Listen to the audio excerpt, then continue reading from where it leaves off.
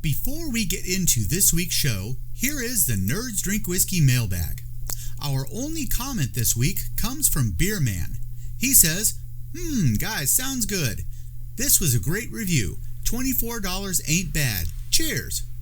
Thanks, Beer Man. We agree. For the price, it isn't too bad.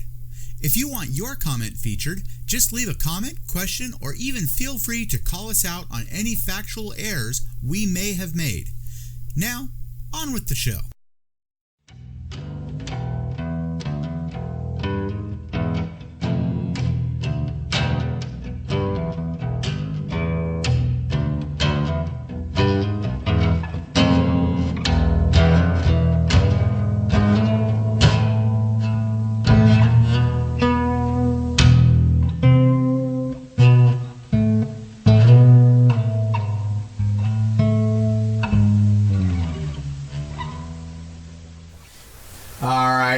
Welcome to another episode of Nerds Drink Whiskey.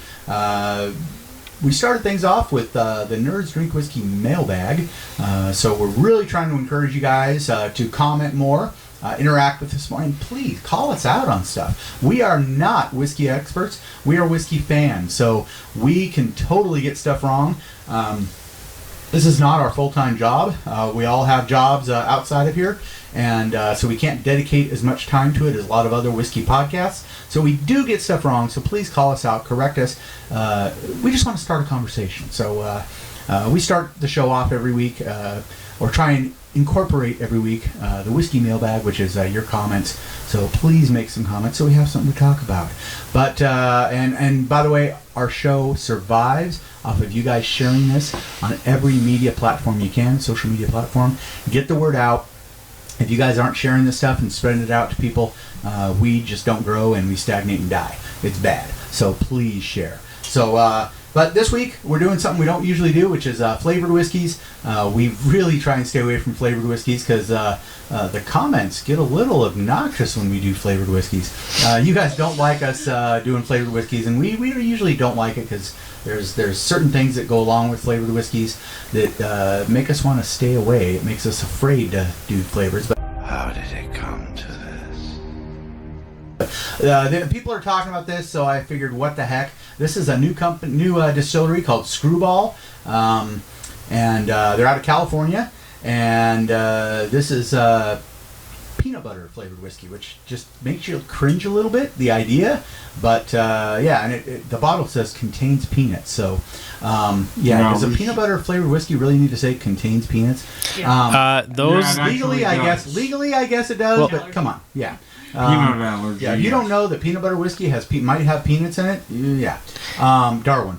But anyways, yeah, we're going to take a sip of it, and so, Dar, tell me, do your thing. Ludicrous speed!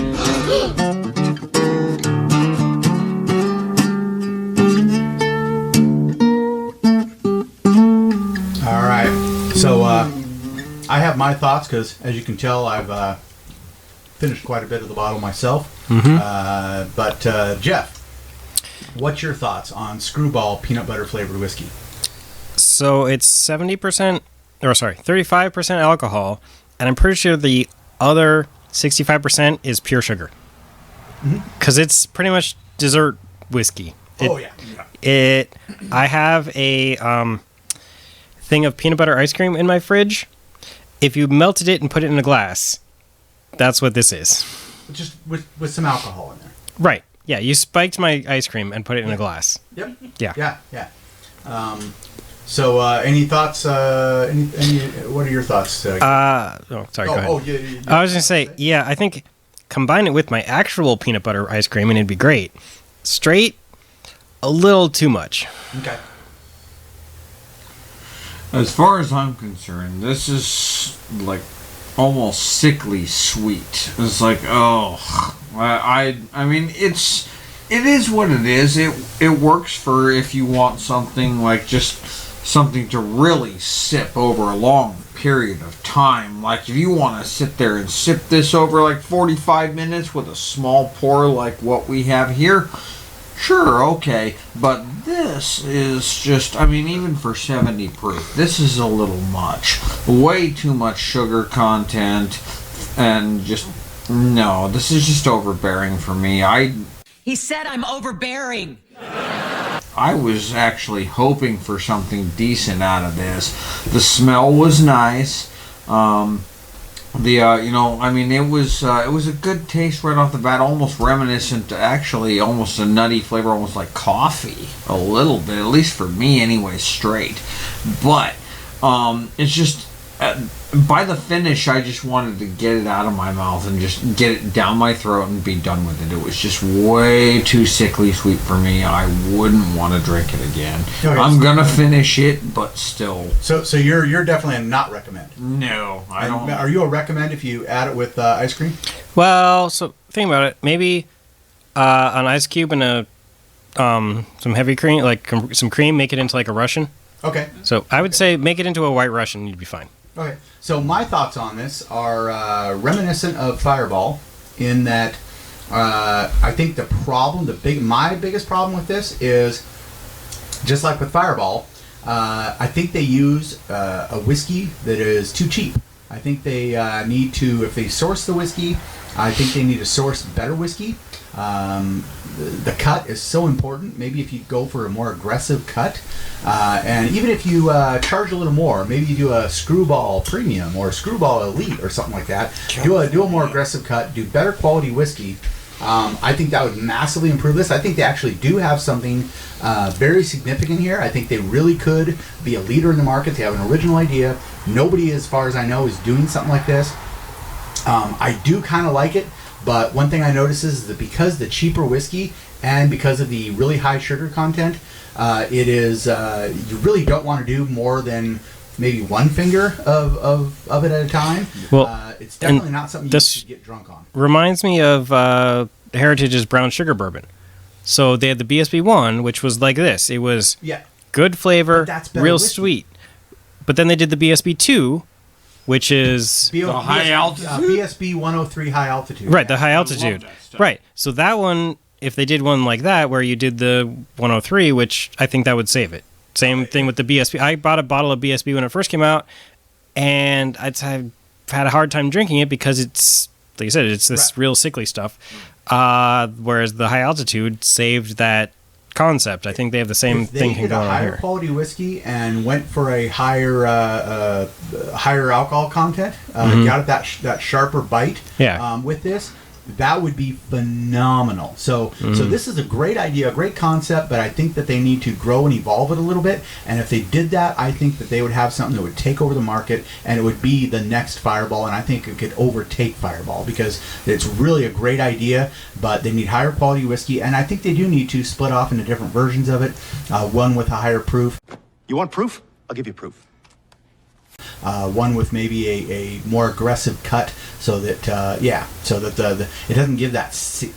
I don't know. I think you puke on this if you try to get drunk on it. Mm-hmm. To be perfectly honest, honestly, I absolutely agree with you.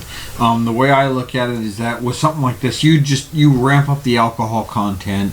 I'm not saying something along the lines of like 120 proof, like cask strength or anything like that. But you sit there and you ramp this up to about 90, 100 proof, something like that. Kind of like what Heritage Distilling did with their brown sugar bourbon. You sit there and you actually ramp that up. Mm-hmm. I agree entirely with you. This could actually save this flavor. The peanut butter whiskey, I mean, it's a model idea. It's a great idea. Especially for people that love peanut butter and things like that, because that there are those that are out there that have to have peanut butter everything. Why not have it for their whiskey? But if you sit there and actually put that up to like 100 proof, that would probably be just a shot in a lifetime, and I would even love to drink it then, because then it would probably mellow out that sickly sweetness just enough to make it to where it's actually enjoyable for somebody like me. Yep. So in closing, I want to get either a thumbs up or a thumbs down from our camera woman.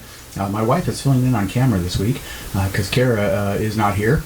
But thumbs up or thumbs down for this one, camera woman? No, straight. Well, we can't hear you because you're not mic'd, so thumbs up or thumbs down? No, thumbs down straight, but thumbs up, I would totally bake with this. We're baking. I would Okay, totally throw it so- in like a cheesecake recipe for a peanut butter cake. Okay, so she says that she would use this for baking, but thumbs down for neat, but thumbs up for baking. So, which is with a lot of flavored whiskeys. They work well. I know Cold Spell, if it's a cold winter night, even though it's our favorite flavored whiskey to make fun of. Well, that was Stillhouse. Stillhouse wasn't that good either. Those are really good if you put it in a cup of hot chocolate. But this is really good for what kind of baked goods did you say? I'm thinking a cheesecake. Cheesecake. Okay, so maybe make a cheesecake with this. Yeah. Do me a favor, So Sherry. cut that overly, use it in place of some of the sugar on a cheesecake recipe. Let me know so- when you do that. Yeah, so maybe some cheesecakes. This has definitely got a lot of potential. I think they really got something original and really something really great idea. So Skrewball, please evolve your product, grow it, and do more with it because I think you really have something here. But as is, I don't think I'd buy this again until you evolve the product and improve it a little bit. But definitely worth buying one bottle just to try it. So, try it out and let us know in the comments what you think. And we will be back next week for another episode of Nerds Drink Whiskey. But I do want to start hinting at something we're working on. We are going to try and go daily during the month of October. So I've got a backlog of episodes. When I send my wife out to get whiskey, when she does the shopping, I always tell her my favorite kind of whiskey is one I haven't tried before. So I'm constantly trying different whiskeys, even outside of the show. And now I've been getting in the habit of, once I empty a bottle, like the last of the bottle, I film an episode by myself. You guys have seen a couple of those solo episodes already. So it's going to be a lot of those solo episodes, but we're going to try and go daily during the month of October. So be ready for that. And we'll see you next week for another episode of Nerds Drink Whiskey. Hey, Mark, do me a favor. There's sober children in Scotland. Finish your drink. I think I'm going to go brush my teeth.